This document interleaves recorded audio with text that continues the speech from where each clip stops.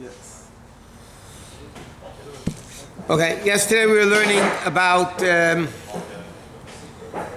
ksuba, a lost ksuba, a ksuba with a mistake in it. And then we were discussing in the chuppah, the reason why you read the ksuba under the chuppah is just to be able to separate between the two halves of a wedding, the kedushin and the nisuin, which in the time of the Gemara was a year apart. Now we do it together, so therefore to make a break between the two parts, we actually read the ksuba. Okay? Why are they honoring somebody with that? If it's not a big deal. They usually call it Rosh Yeshiva. Like we said yesterday, because they're the ones that could read it. It's in Aramaic without vowels, and there's no transliteration. But there's no honor to it. Right? It's not like Today in the world is considered a very big honor, because it means you're a prominent person that could read it. Officially, it's not. In the time of the Gemara, it wasn't a very big thing. Okay, next is like this. A Cohen, somebody who's a Cohen is not allowed to marry a number of women. Okay, it's basically a pasuk in Chumash. So the pasuk says, Isha zayna v'chalala lo yikachu v'isha grusha me'isha lo yikachu.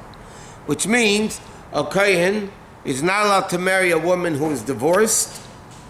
He's not allowed to marry a zayna, and I'll translate what that means. It doesn't mean a prostitute. It means a whole different thing.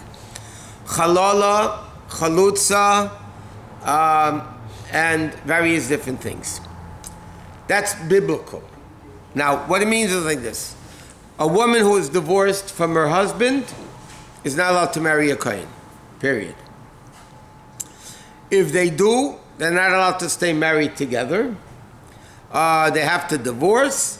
Their child would not be a mamzer because it's not capital punishment. It's only a negative commandment. But that Kohen would not be allowed to get an aliyah as Kohen.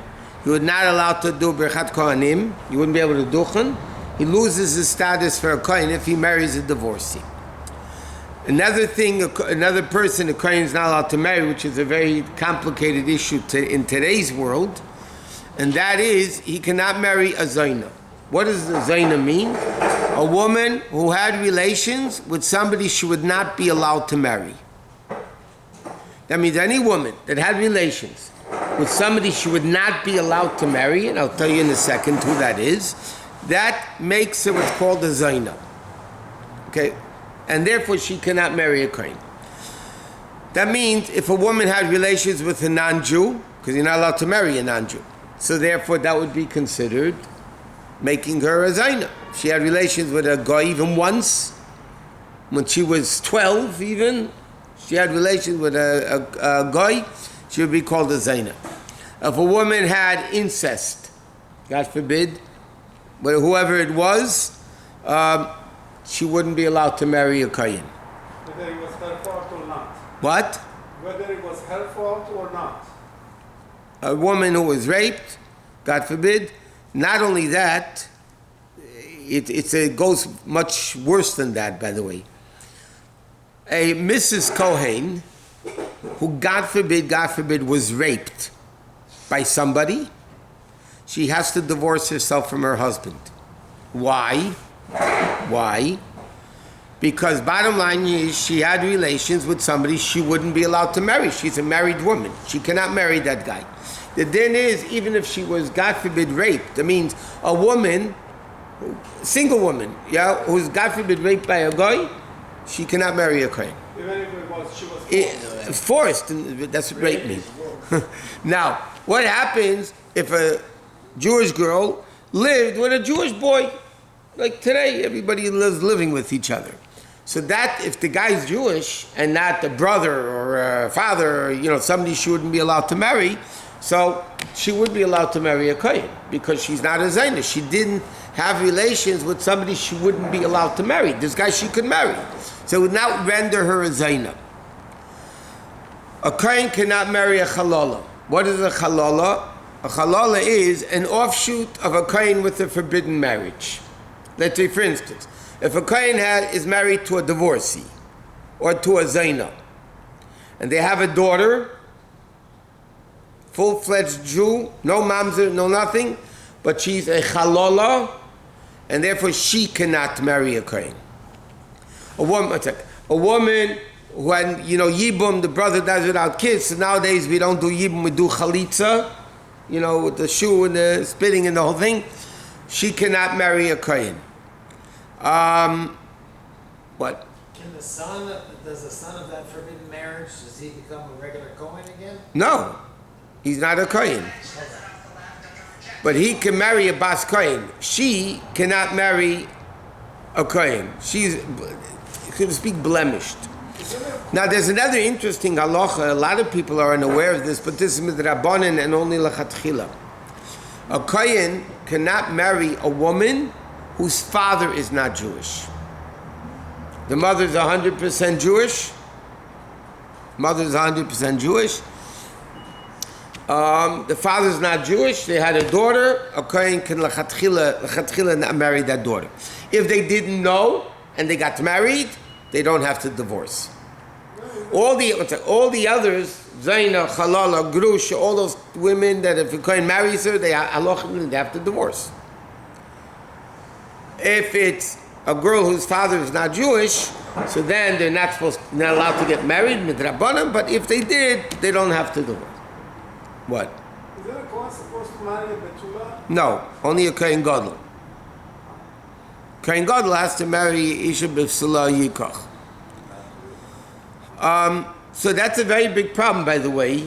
In today's world, when you have a lot of Bali Tshuva, and you have a Kohen, let's say, who's a Baal Tshuva, and he wants to marry a girl, and today's a lot of them were on campuses, and who knows who they were with, it's a very, very big issue.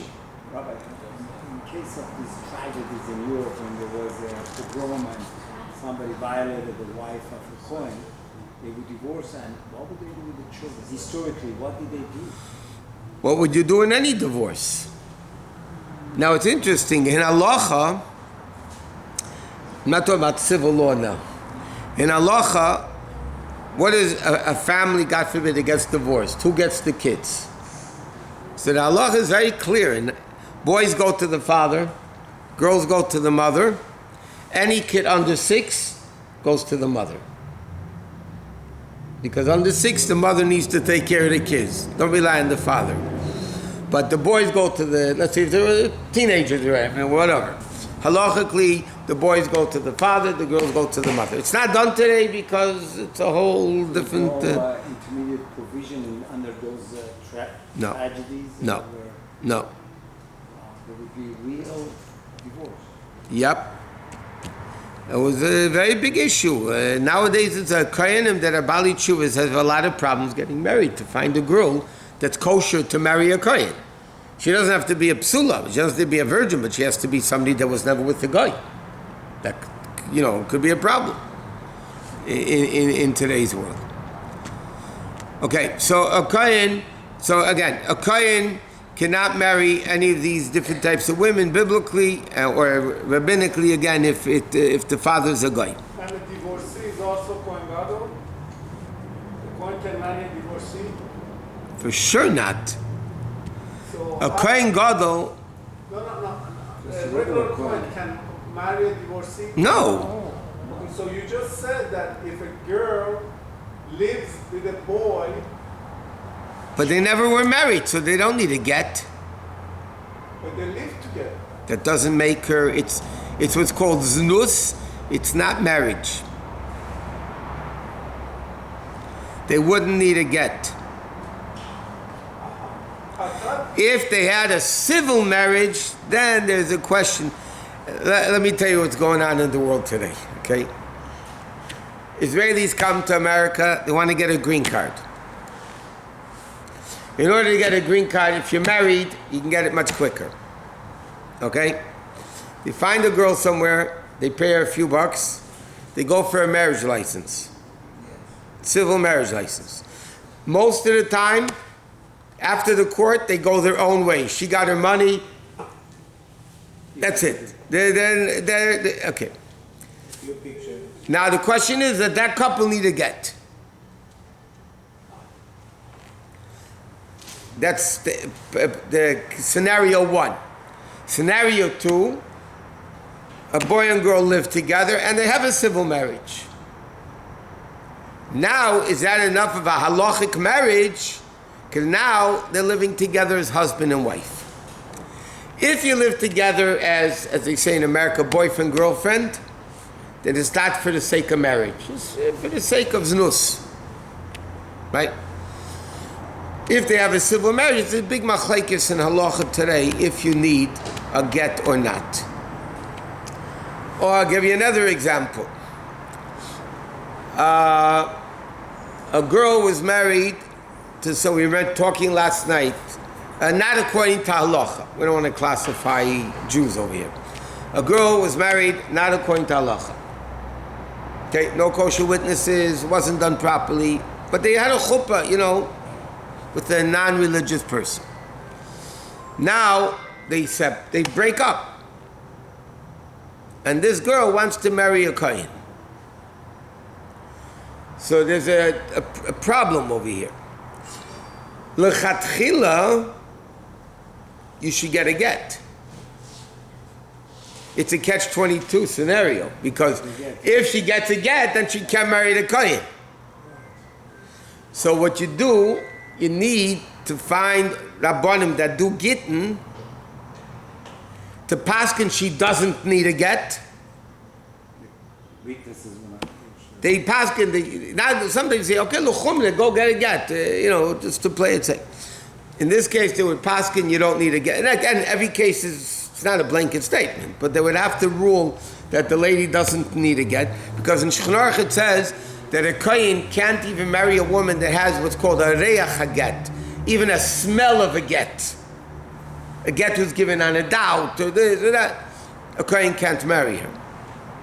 What? I thought there were 3 signs of marriage. One was shafta, one was kinyan, and one was living together. No. Kesef, shtar, and bia.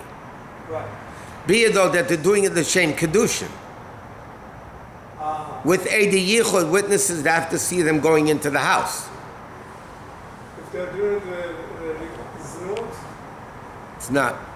Or those adding had to be designated, or can they say, well, there were people saw us going there?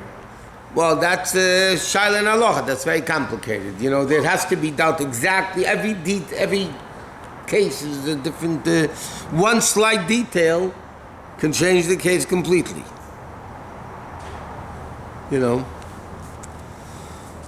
Okay, next we just start the next thing.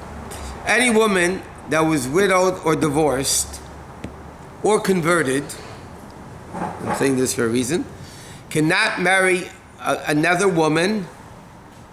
I'm sorry, wrong one, wrong setting.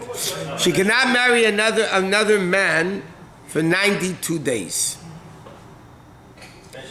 A woman who was divorced or widowed, okay, the husband died or divorced her, she cannot get married for 92 days. The same then applies if she converted.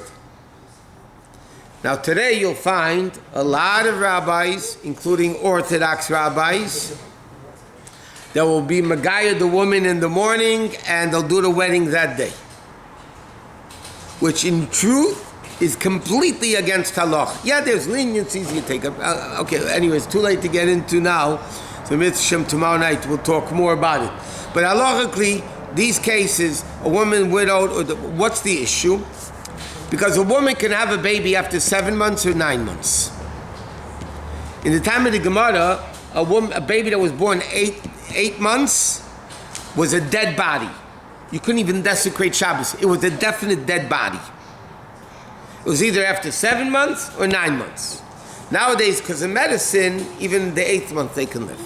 So now, if a woman got divorced, okay, and now she married somebody else right away, and then she has a baby 7 months later, we don't know, is it from the first husband or is it from the second husband?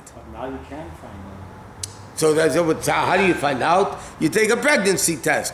If she's not pregnant, obviously she's not pregnant. DNA. But I told you DNA doesn't work. Okay, to be continued.